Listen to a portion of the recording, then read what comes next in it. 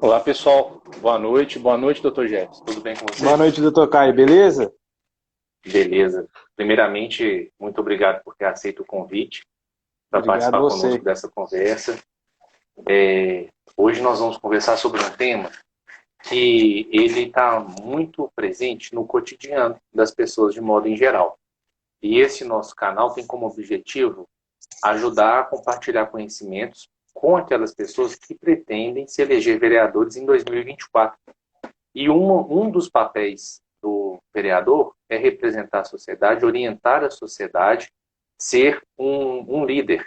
E muitas dúvidas são apresentadas ao vereador sobre todos os tipos de assuntos, inclusive sobre esse assunto de aposentadoria. E aí nós convidamos o Dr. Jefferson para conversar conosco, passar uma visão geral, para que vocês saibam orientar as pessoas. Não é papel do vereador, de modo algum, assumir a responsabilidade de ajudar a pessoa a se aposentar ou a buscar esse direito. Esse é um papel até do próprio sistema da Previdência. A pessoa não precisa nem de advogado para acessar esse direito. Correto, doutor Jefferson? Correto. Mas, dependendo da situação, ela pode enxergar a necessidade de pedir um apoio para algum advogado. Então, primeiramente, apresente-se. Quem é você, Jefferson Matheus? Então, como você mesmo disse, meu nome é Jefferson Matheus, eu sou formado em graduação bacharel em Direito pela PUC Minas Betim, e nos últimos anos eu venho me especializando no direito trabalhista e principalmente no direito previdenciário. E eu comecei estagiando na área criminal, que não é uma área que eu tive muita afinidade, e ao longo do curso eu acabei passando para o trabalhista e me apaixonei pelo previdenciário. Então, é uma matéria assim, que eu dou muito bem, que eu gosto muito. Muito bem, doutor Jefferson. Hoje você mora no município de Betim, é isso mesmo? Exato, exato. Que bom. Olha só, para começo de conversa, então, você pode explicar para a gente, primeiro, o que é esse benefício da aposentadoria? Ele está disponível para todos ou não? Primeiro, fala um pouco para a gente o que é esse benefício. Para a gente facilitar o entendimento, porque é preciso que seja didático para você conseguir falar para o maior número de pessoas, até porque é um objetivo aí, como você próprio disse, com relação do indivíduo querer ser vereador e passar maiores informações. Exato. A aposentadoria nada mais é que uma prestação que o indivíduo vai estar recebendo ali mensalmente. E como é que ele faz para estar podendo receber essa prestação mensalmente? Pressupõe-se que o indivíduo faça alguma contribuição, que é a contribuição previdenciária. Algumas pessoas vão fazer automaticamente, assim que elas têm a carteira de trabalho assinada, e outras pessoas contribuem, por exemplo, com o pagamento de carnê, que eu acredito que a maioria das pessoas conheça. Então, fazendo essas contribuições ao longo da vida, ao longo do trabalho, você pode chegar ao fim de algum período e estar reunindo requisitos para poder estar procurando o poder público, né, vamos dizer assim, o INSS, e falar, olha aqui, fiz a minha parte, agora eu quero o meu benefício de aposentadoria. Então, podemos definir a aposentadoria como essa prestação que o indivíduo vai estar recebendo. Excelente, doutor Jefferson. E próxima pergunta. Quem tem direito e quem não tem direito? Pois muito bem. As pessoas que vão estar contribuindo, né, para o INSS, elas podem ter lá na frente esse direito. Por que elas podem ter?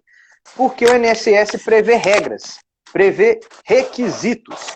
Hoje, com a reforma da Previdência, a gente vai até falar isso mais para frente, existem algumas diferenças para uns e para outros, mas, via de regra geral, é preciso um determinado tempo de contribuição, reunindo com uma idade mínima do indivíduo para que ele possa ter esse direito. Quem não vai ter esse direito é aquela pessoa que ou às vezes não contribuiu de forma alguma durante a vida, ou aquela que ainda que tenha contribuindo, não conseguiu preencher os requisitos. Às vezes ela não conseguiu contribuir o número mínimo necessário. Então a gente pode dividir, em regra geral, para essas duas possibilidades. Excelente. E existem algumas pessoas que elas conseguem se aposentar porque elas sofreram algum acidente, por exemplo. Nesse caso, Faz diferença o tempo que ela contribuiu ou basta que ela tivesse contribuído um dia? Basta que ela tenha contribuído há algum tempo. É preciso também, né, olhar se ela tinha qualidade de segurado. Então, toda vez que ela contribui, essa qualidade de segurado ela vai renovando. Então, caso ela venha sofrer, por exemplo, um acidente de trabalho em que deixe ela com sequelas permanentes e que ela não consiga ter capacidade laborativa, ela pode, por exemplo, estar enquadrando no benefício de aposentadoria, que seria a aposentadoria por invalidez, que é o que a maioria conhece, vamos por assim dizer. Ou até mesmo, a depender dessa situação, caso ela venha acontecer o acidente, receber o auxílio acidente, né, que é aquele que é para o trabalho, e que ainda pode vir a ser acumulado com a aposentadoria. Mas aí eu não quero entrar nessas regras, porque são específicas e a gente vai ter que olhar o caso concreto para ver se vão ser aplicadas. Excelente, doutor Jefferson. Você desculpa que eu estava até olhando aqui para o lado, que a gente anotou algumas perguntas para a gente fazer aqui hoje, e eu vou antecipá-las aqui para o pessoal que está nos acompanhando. Olha, você já falou o que é a aposentadoria. Quem tem direito, quem não tem, você já passou algumas ideias. E o quarto ponto, nós vamos te perguntar, vou te pedir para responder daqui a pouquinho, é como que faz para acessar o direito, como que funciona. O quinto é a respeito da reforma, como que era antes da reforma, como que passou a ser, e a respeito da regra de transição. E o mais interessante, aquela ideia de quanto tempo e qual que é a idade que a pessoa precisa ter. Vamos deixar isso para o final. Então agora eu vou te pedir para responder a respeito de como que a pessoa faz para acessar esse direito. Ela precisa de ir no vereador, ela precisa de ir no advogado, ou teoricamente ela não precisaria procurar ajuda externa, ela sozinha deveria dar conta de resolver. Pois então, esse é um questionamento assim, bem pertinente, né? Porque muitas pessoas chegam com inúmeras dúvidas, né, nessa questão, e há também um senso comum. Qual que é o senso comum? As pessoas chegam assim, poxa, doutor, eu atingi os requisitos, eu tenho pago minhas contribuições, tenho meu direito, e eu ainda vou ter que procurar um advogado para poder estar acessando esse direito? A pergunta honesta e direta é: não. O indivíduo não precisa de um advogado para estar pleiteando o direito perante o INSS. Contudo, é preciso ressaltar que não é raro, às vezes, que o INSS não computa tempo do segurado da forma correta, isto é, na carteira de trabalho e no sistema online digital oferecido pelo governo. Às vezes, os dados não batem, e só um advogado que vai estar investigando e vai ter acesso ao indivíduo para poder estar buscando o melhor direito. Não raras as vezes, o INSS calcula o benefício do indivíduo a menor. Infelizmente, o indivíduo sozinho ele não tem o conhecimento técnico para dizer se o benefício que ele está recebendo está correto ou não está correto. Caso ele descubra depois e procure um advogado após ele conseguir a aposentadoria sozinho, ele vai ter que incorrer num processo de revisão de aposentadoria. E isso já vai dar um outro trabalho, vai demorar, isso carece de uma análise normalmente judicial, porque o INSS não vai deferir de antemão.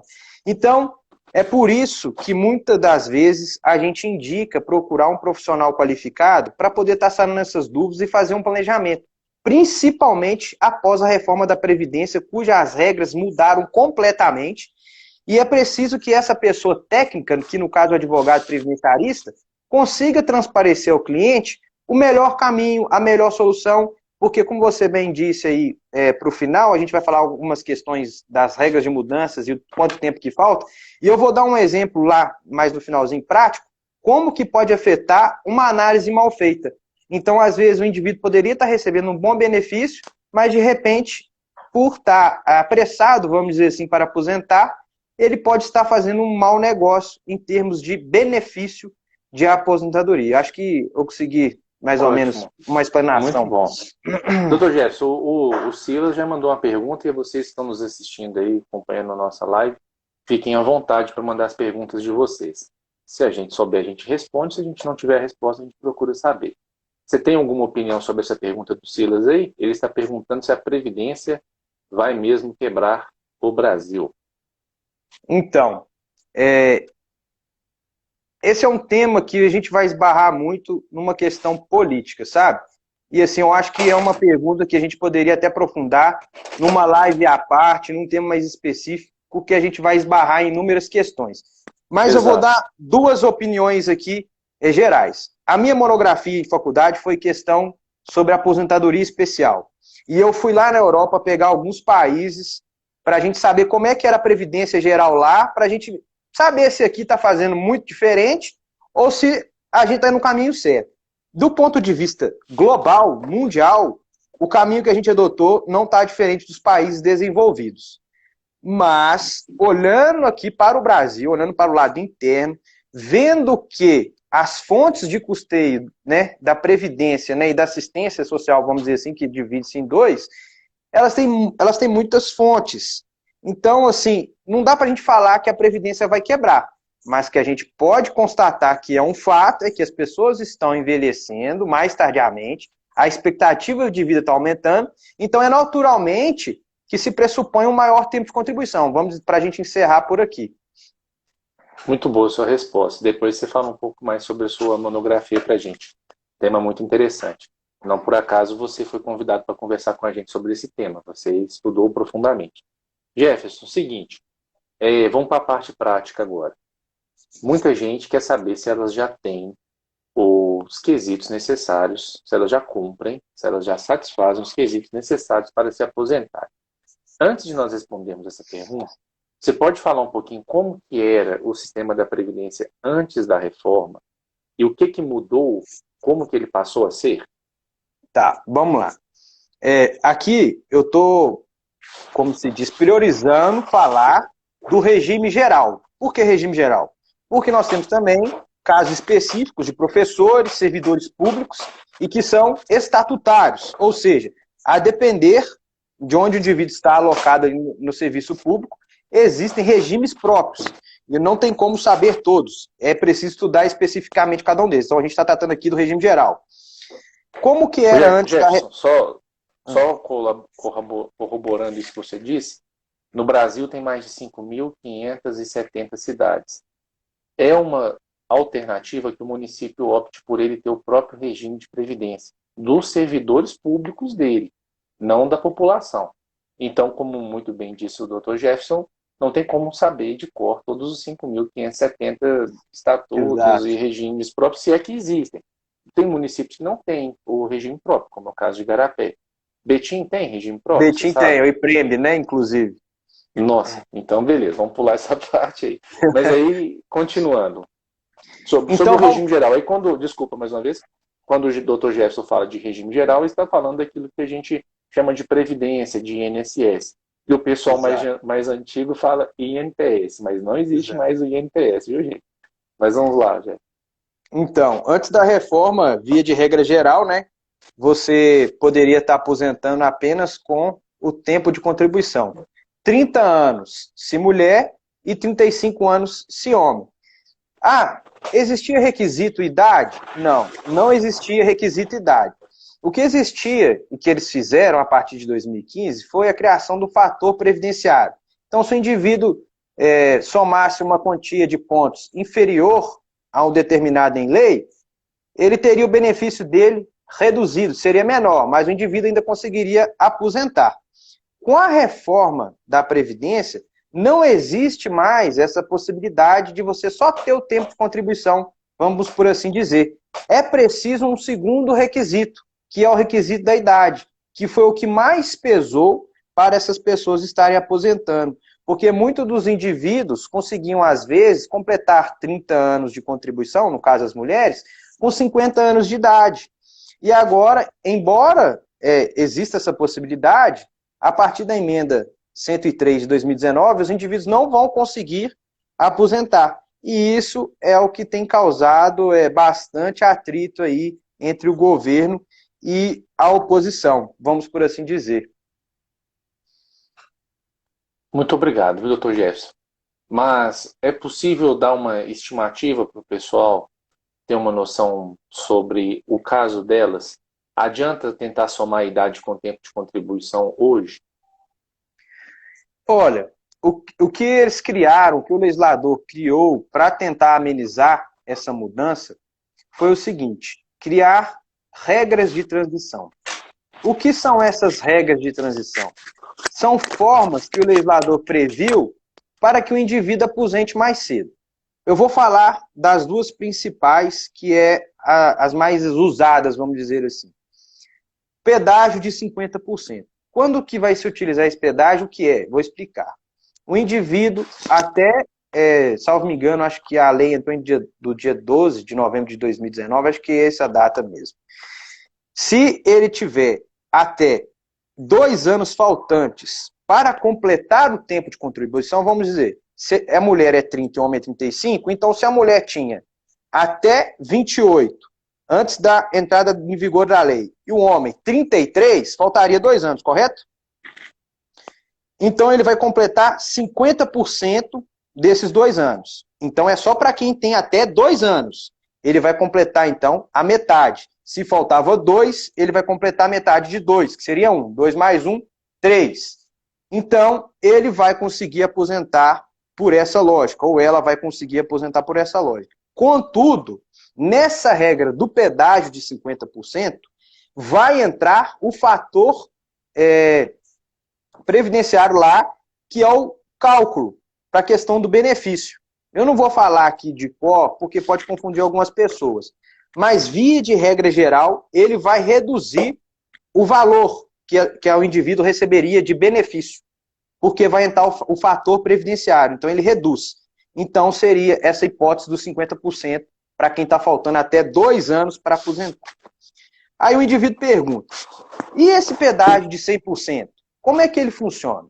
Olha, o pedágio de 100%, ele vai prever o seguinte: para aqueles que faltavam mais de 2 anos para aposentar, vão ter que completar 100% do tempo faltante.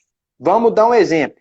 O indivíduo, antes da entrada em vigor da lei, faltava 4 anos para aposentar, para atingir ou 35 ou 30. 30 mulher, 35 homem, mas faltava 4 anos. O que vai acontecer nessa hipótese? Ele vai ter que contribuir mais 8 anos, que é o dobro, pedágio de 100%, e tem como requisito, né, foi uma previsão do legislador, o requisito idade, que seria 58 anos. Então, ele precisa de 58 estar... para homem ou para mulher ou para os dois? Para os dois. Então, ele teria que completar 58 anos de idade.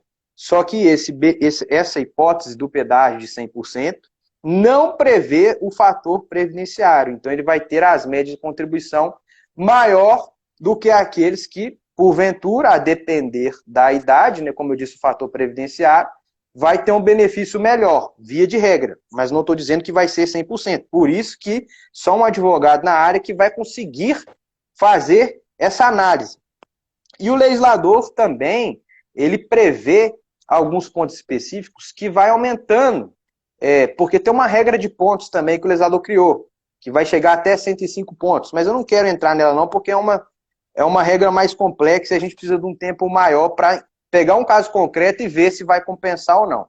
Mas, via de regra geral, nós temos isso, pedágio de 50% e pedágio de 100%. Excelente, doutor Jefferson. A gente recebeu a pergunta aqui do Silas, que eu acredito que a resposta vai ser na mesma linha daquela anterior, que é uma pergunta muito específica e ele está perguntando se é melhor a previdência privada ou estatal.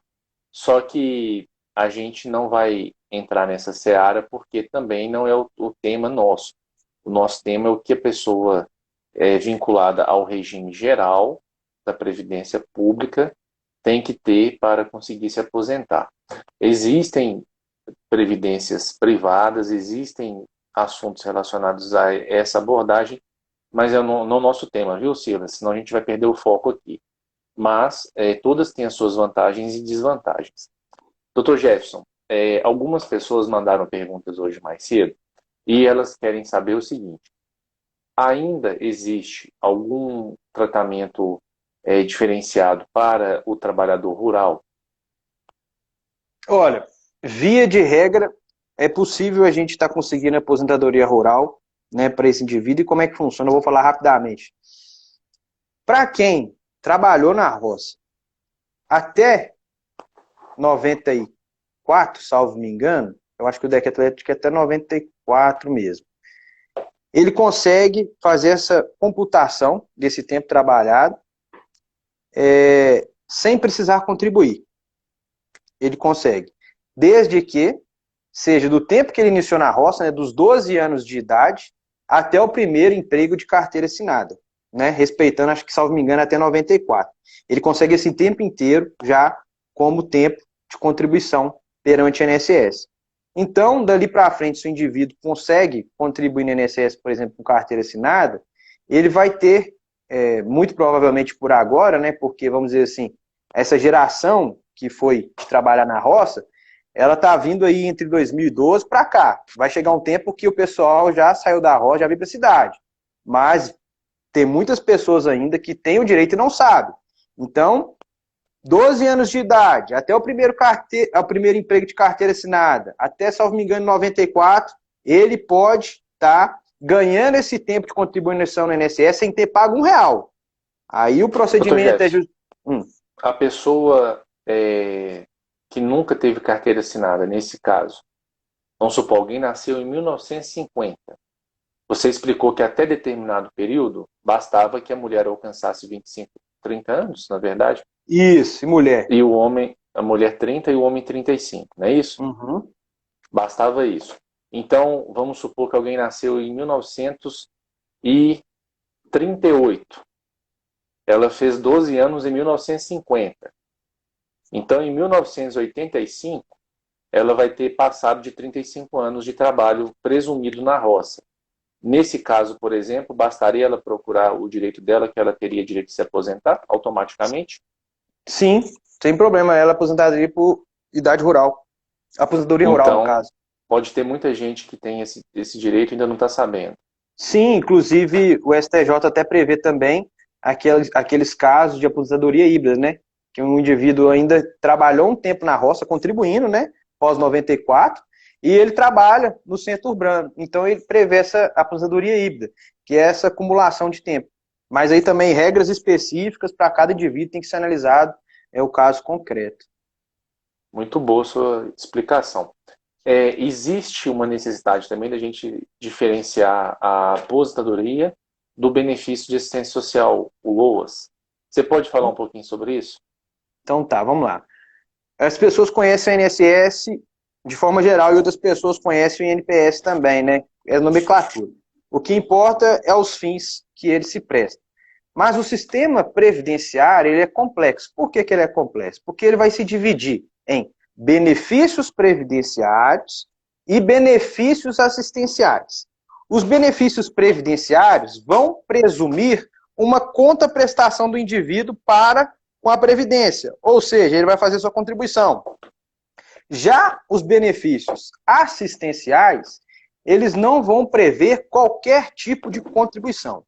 A Constituição Federal tem como princípio o princípio da igualdade. O que esse princípio que é tanto falado diz?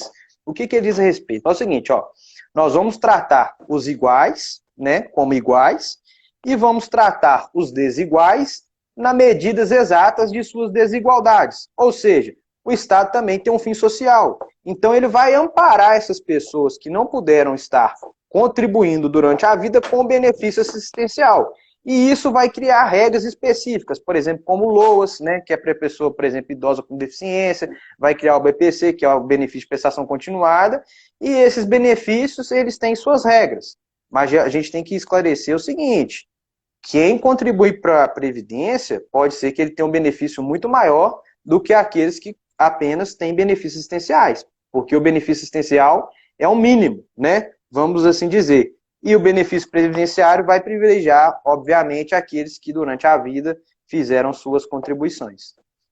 Muito obrigado, doutor Jefferson. Então é o seguinte, a pessoa que faça jus a um benefício no âmbito social, ela deve procurar o INSS ou a assistência social do seu município? Cara, se ela procurar a assistência social do município, muito provavelmente é um pessoal muito atencioso, com certeza vai estar dando algumas dicas nesse sentido. Inclusive, a tia da minha namorada trabalham, né, como assistente social, realmente ela indica muitas pessoas que estão necessitadas a procurarem seus direitos. E muitas das vezes é igual eu falo, as pessoas têm o direito e às vezes não sabem. E assim, é o papel do vereador, eu acredito que do servidor público em geral, que está lidando, né, com esse público, as pessoas de baixa renda, tá dando essas informações.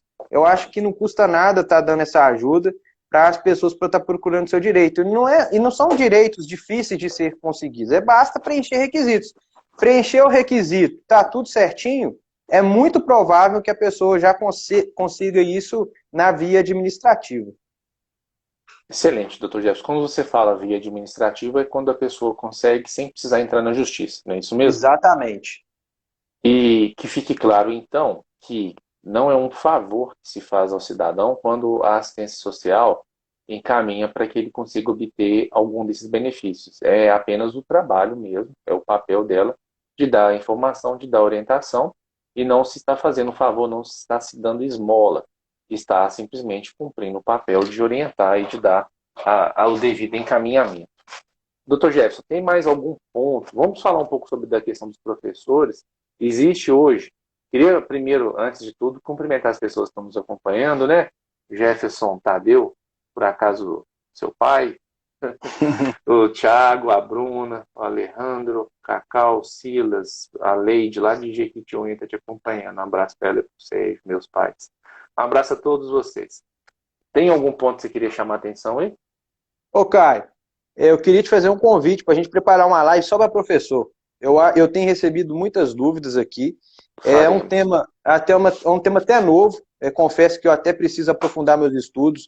Aqui em Betim, muitos professores estão me questionando algumas dúvidas, até gente da saúde aqui, por Sim. conta do... Mas aí é regime próprio, né? Mais complexo ainda, né? É regime próprio, mas eu queria dar uma pincelada, porque, igual você falou, com essa reforma da Previdência, fica essa expectativa se o município vai mudar, não vai mudar, se vai continuar do jeito que está.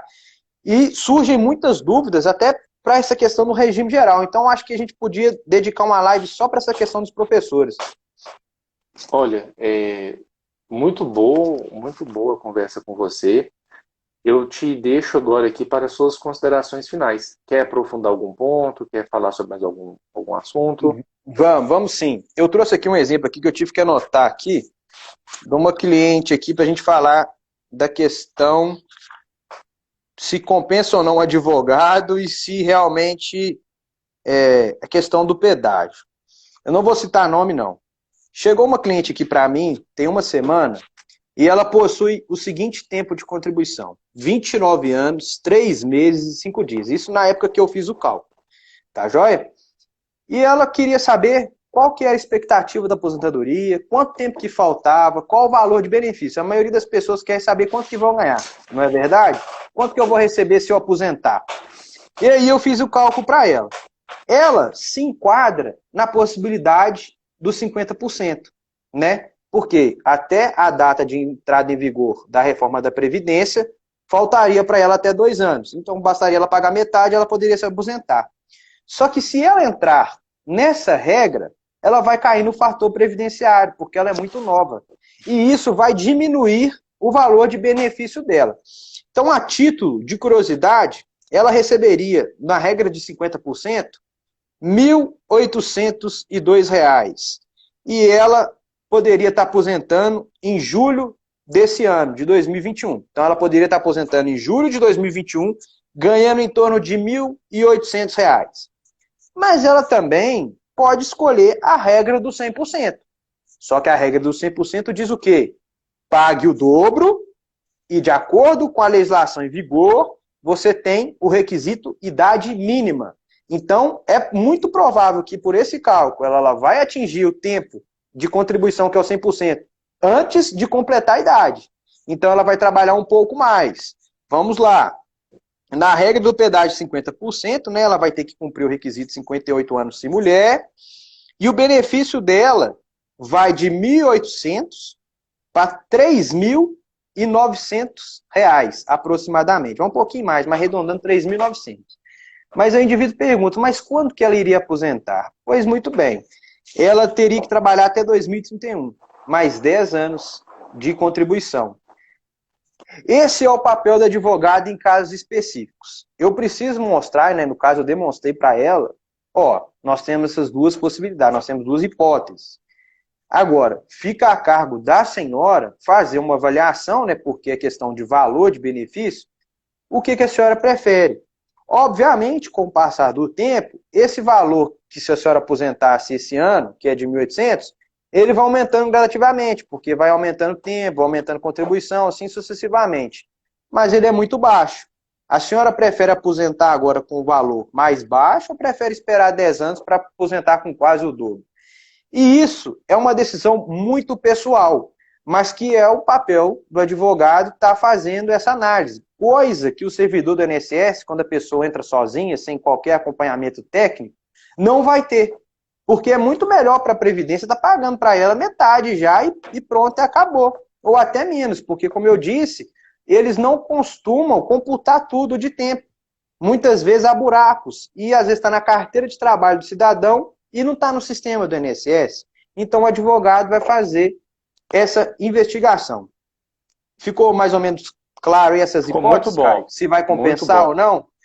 Então, Excelente. assim, é só o advogado pegando o caso prático para poder falar se vai compensar ou não. Tem vezes que vai aumentar R$ 500 e o indivíduo vai ter que trabalhar 4, 5 anos. Eu, na minha opinião, não compensa.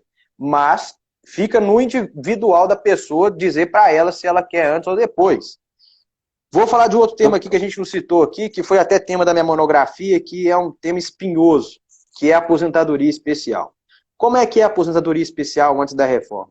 O indivíduo trabalha 25 anos numa atividade considerada insalubre. Todo mundo conhece, insalubre. O indivíduo trabalhava lá na FIT, trabalhava na Mannesmann, chão de fábrica, questão de poluente, produto químico, e ele recebia um PPP, que é o perfil profissiográfico, todo mundo que trabalha na atividade especial sabe o que eu estou falando, e ele tem que comprovar isso no INSS. 99% das vezes precisa de advogado, porque o INSS não vai considerar tempo especial. E aí, vamos para a seara trabalhista também, porque as empresas não favorecem o trabalhador. Então, você tem que entrar na justiça para conseguir um PPP favorável, vai ter perícia, todo aquele trabalho do advogado, para a gente conseguir averbar a tempo no INSS, né? Doutor E Jefferson, assim, pode você falar. falou para conseguir, você falou uma sigla, não é todo mundo que conhece bem essa linguagem. O que quer dizer essa palavra que você disse aí? O Conseguir o quê PPP, favorável? o PPP, né? É o perfil Plano profissiográfico. plurianual? O que é o PPP? Não, o PPP é o perfil profissiográfico. O que é esse PPP que eu estou falando? Porque o trabalhador, como se diz, o trabalhador sabe mais que advogado. Depois a Não gente vai adianta responder a pergunta da Álgina, tá? Mas Tá, vamos lá, Jóia. continue. Essa sigla aí, esse trabalhador conhece mais que advogado. A gente acha que não, meu filho, mas ele sabe muito mais que advogado, porque ele conversa com um com o outro e acaba sabendo mais do que a gente esses direitos. Mas, via de regra geral, é um papelzinho que o trabalhador recebe, falando, por exemplo, se a atividade que ele está exercendo está acima do limite de 84 decibéis, por exemplo. Isso vai gerar tempo especial. Só que, como eu disse, o INSS não costuma computar isso sem o advogado requerer, fazer toda uma petição, ir para a Justiça Federal pedir isso. Eles não reconhecem.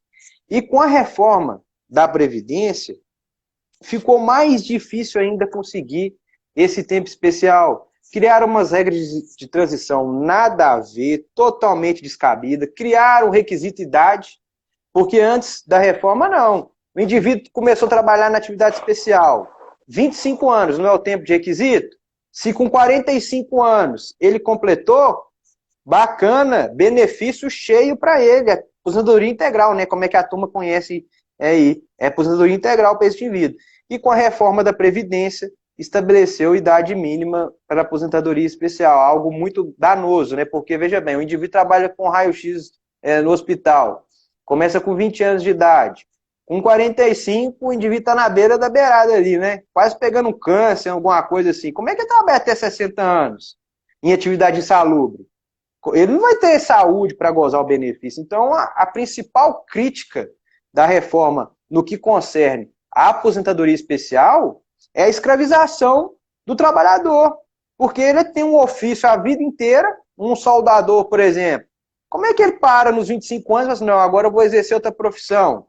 O mercado de trabalho cada dia mais difícil. que não aceita pessoas com idade avançada, né? Então, assim, a reforma da Previdência prejudicou muito aqueles que estão buscando aposentadoria especial. Inclusive, a depender, né, da atividade, para quem está aposentando hoje, consegue ainda converter o tempo especial em comum, desde que antes da reforma. Então, exemplo, o motorista de caminhão lá, dando um exemplo aqui, trabalhou de 85 a 90, motorista de carreta. Aí vai ter o decretozinho-lei que vai permitir que esses 5 anos, se for homem, você multiplica ele por 1,40%. Ele já vai 1,40 na verdade, né? 1,40. Então, já vai dar um tempinho a mais para ele estar aposentando. Depois da reforma, acabou essa possibilidade de conversão de tempo especial em comum. Mais um dano ao trabalhador. Então a gente vê que a reforma ela tem muitas incongruências e que o legislador ele pode até ter pensado, né? Porque a gente sabe como é que funcionam as coisas no Brasil. Mas essa turma aí ficou muito prejudicada. Doutor Gerson, obrigado. Você está falando muito bem sobre esse assunto. A Algina fez uma pergunta. Será que a gente consegue dar uma visão para ela sobre essa dúvida dela? Pessoal, vocês que estão acompanhando, que quiserem mandar suas dúvidas aí, a gente vai tentar responder dentro do prazo de 1 hora essa live. Mas depois vocês podem entrar em contato conosco que a gente dá uma resposta também. Ô Caio, estou vendo aqui, paguei carnê por 6 anos com código errado e, consequentemente, valor de contribuição errado. Como proceder para regularizar? Olha, esse caso é um caso específico, nunca me deparei com ele, vou prometer estudar para a gente poder estar respondendo pessoalmente, porque é uma situação específica e que eu ainda não tive contato, mas é interessante a pergunta. Acredito que deva ter alguma saída, às vezes se a pessoa tiver o carnê, não sei, para a gente poder estar comprovando que incorreu em erro, né? Algina, depois a senhora cobra da gente, dá uns 2 dias de prazo aí para o Gerson dar uma pesquisada, entra em contato aí no direct que eu te respondo, que a gente procura saber. Dr. Jefferson, quer falar sobre mais algum ponto? Você falou muito bem da especial. Nós depois vamos falar uma específica sobre os professores, até mesmo porque também tem a questão dos servidores dos regimes próprios, que, na minha opinião, até uma grande bomba relógio. Complicado quando o município tem, a maioria não se sustenta. Mas a palavra está com você. Quer chamar atenção para mais algum ponto? Ô, Caio, eu acho que em regime geral a gente fez como se diz, geral mesmo, né?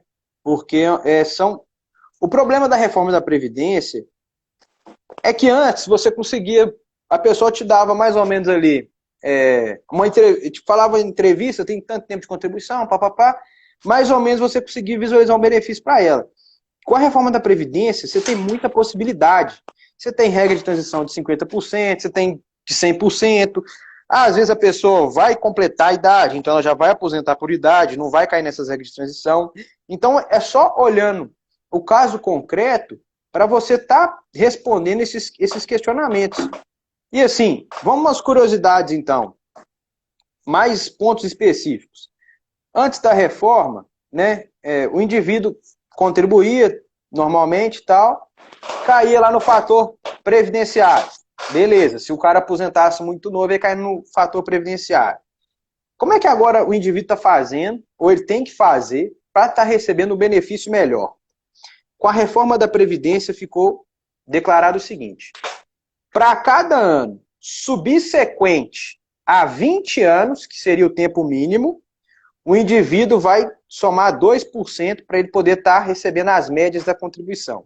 Então vamos supor, um homem, 65 anos, 20 anos, tempo mínimo de contribuição. Então ele vai estar recebendo ali 60% de 100% das médias em que ele contribuiu. Para ele ganhar 100% do 100% que ele contribuiu, ele teria que ter 40 anos de contribuição, que é o quê? Para cada ano subsequente aos 20, aumenta 2%. Então, 20 anos vezes 2% daria os 40%, que é mais 60%, que é o mínimo. Então, ali daria os 100%. Então, a gente observa que cada vez mais ficará mais difícil e mais tardio a aposentadoria e com benefício menor. Porque o jovem hoje, ele, para entrar no mercado de trabalho, ele está entrando no mercado de trabalho mais tarde. né? Claro que muitas pessoas começam a trabalhar cedo, mas os dados do IBGE apontam para trabalhos autônomos, em que o indivíduo ainda nem sequer tem condição de fazer uma contribuição aí razoável, ou até o mínimo que seja. Então, assim, fica muito difícil aposentar com essa reforma da Previdência. Doutor Jefferson, uma pergunta que me mandaram também é o seguinte: a pessoa não tem carteira assinada, trabalhou a vida toda como autônomo, prestou serviço para os outros, ela tem alguma esperança de conseguir se aposentar? Existem documentos, provas testemunhais, alguma chance, alguma esperança para essa pessoa que nunca trabalhou de carteira assinada? Existe essa esperança desde que ela tenha feito uma única contribuição como contribuinte individual. Só que o ônus é muito grande. Então vamos dar um exemplo. O indivíduo começou a trabalhar autônomo em 2000, fez uma única contribuição. Passou os anos lá, vamos supor que em 2005 ele começou a trabalhar de carteira assinada. Então, 2000 até 2005, ele fez uma contribuição como contribuinte individual. Passou-se o tempo. É possível pagar esse tempo retroativo como contribuinte individual, para ele ganhar 5 anos. Só que o custo disso perante o INSS é muito caro. E o indivíduo vai ter que ter uma condição muito boa para poder estar investindo. Existe essa possibilidade de fazer esse cálculo no INSS, mas é muito caro. Mas se o indivíduo, nesse tempo, como contribuinte, não fez qualquer contribuição, infelizmente, está longe de conseguir o direito. Ele vai ter que fazer as contribuições, atingir a idade, né, que é o requisito mínimo, mais carência e tempo de contribuição, que é os requisitos básicos para estar aposentando. Muito bom. Você já viu algum caso que o empregador ele recolheu do empregado a contribuição previdenciária, mas não repassou para o INSS? Se já viu, como que resolve? Tem como resolver? Tem sim. O que prevalece para o empregado é a carteira assinada. Ele não pode receber um ônus que não é dele. Então, ele vai lá no INSS, querendo aposentar, está na carteira assinada que a empresa X contratou ele lá há 10 anos, por exemplo. Aí, no dia que ele vai aposentar, ele descobre no sistema digital que a empresa não repassou nenhum real para o INSS. Esse trabalhador vai ficar prejudicado? Não, porque ele já é considerado hipossuficiente. Então, vai prevalecer o que está na carteira de trabalho. E, obviamente, caso o INSS tenha interesse, né, porque o pessoal lá tem muito pouco serviço, né, abre aspas, se eles quiserem, eles vão entrar com uma ação judicial contra a empresa, que é um fato também raro de acontecer. Por quê, Caio? Por que eu estou falando isso? Porque muitas das vezes a gente vai esbarrar em questões trabalhistas e previdenciárias, justamente porque as empresas não cumprem com sua obrigação. E aí o empregado tem que recorrer à Justiça do Trabalho para lhe ter uma sentença favorável e depois conseguir, por exemplo, averbar um tempo. Às vezes fica faltando o FGTS, que é uma outra questão também, que às vezes fica faltando, que o empregador não paga durante o tempo. Então, ele já resolve tudo. Mas, normalmente, os casos em que se busca a Justiça do Trabalho são para aposentadorias ou tempo especial, né, que carece aí de uma perícia, que carece do PPP, né, que é o papelzinho lá que vai falar se o indivíduo trabalhou em área insalubre ou não, e etc e tal. Dr. Jefferson, muito obrigado pelas suas contribuições. Existem muitas dúvidas, o pessoal vai mandando para a gente aí ao longo dos próximos dias, mas caso alguém tenha curiosidade, queira fazer contato diretamente com você, você pode digitar seu telefone aí para as pessoas entrarem em contato com você? Claro, deixa eu digitar aqui. Pelo meu Instagram também as pessoas conseguem ter acesso.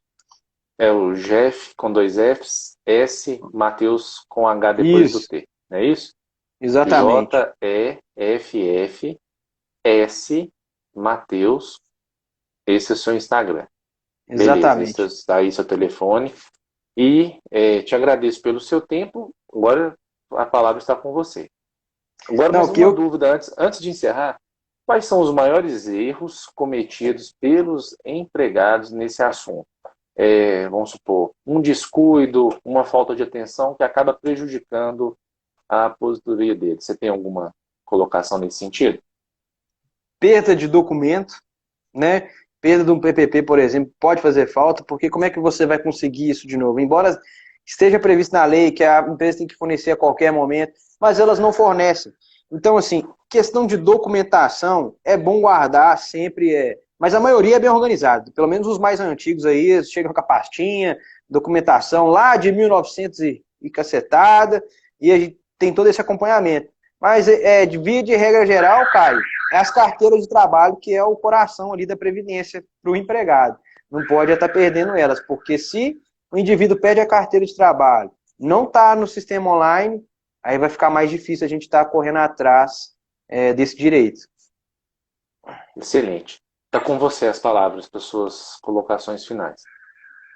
Eu que quero agradecer a oportunidade aí, você foi um excelente vereador em Igarapé, vejo as pessoas falando aí pelo trabalho, e acredito que nessa nova etapa aí da sua vida aí, você vai conseguir, além de conhecer novas pessoas, de apresentar o seu excelente trabalho, vai conseguir colocar na mente de outras pessoas que, às vezes, nem sempre a gente tem que esperar alguém em troca para poder ajudar o próximo, né? Eu acho que o papel da advocacia hoje, pelo menos na minha concepção, que é de uma geração mais nova, é ajudar as pessoas sem ficar preocupando em cobrar consultoria, já ficar cobrando antes, vamos dizer assim, uma pequena entrevista, porque pelo menos no direito previdenciário a gente lida mais com pessoas humildes. E eu não vejo com bons olhos ficar sem. Eu acho que você já entendeu a mensagem que eu quero dizer. Então, assim, Sim. Se tiver alcance da gente poder estar instruindo, pelo menos o mínimo que seja, para a pessoa estar podendo conquistar o direito dela, aí acho que é isso que a gente tem que fazer. Isso. E como você muito bem disse desde o início, ao cidadão não é necessário que ele esteja acompanhado de advogado para que ele possa fazer o pedido no INSS. O que vai acontecer é que, às vezes, o INSS, como cuida de milhões de pessoas, não tem estrutura suficiente para dar o apoio individualizado e nem ajudar a pessoa a tomar a decisão que vai ser melhor para o caso concreto dela. Então, caso ela tenha condições, ela possa, nem necessariamente financeiras, porque muitos advogados, quando atuam nessa área, eles cobram só se der certo e ficam com um percentual durante um tempo para fazer essa compensação do custo, né? Então, às vezes a pessoa não precisa nem estar com dinheiro disponível para gastar, ela paga com o próprio benefício durante um tempo. É isso, James? Exatamente. Mas parabenizo pelas suas colocações, não custa nada, né? Conhecimento não ocupa espaço, e sempre que a gente tiver condições de orientar, de passar uma dica, uma ideia mais clara para a pessoa, não custa nada fazer isso, né? Então, muito obrigado, um abraço para todos vocês aí, para sua família, e já vai preparando aí para os professores, viu? Talvez Vamos a gente faça mais sim. uma dessa. Se a gente faz uma dessa, talvez futuramente, com mais alguns pontos que a gente não abordou hoje. Muito obrigado, um grande abraço. Obrigado a você, boa noite. Vai estar salvo aí, tá, gente? Um abraço. Até mais.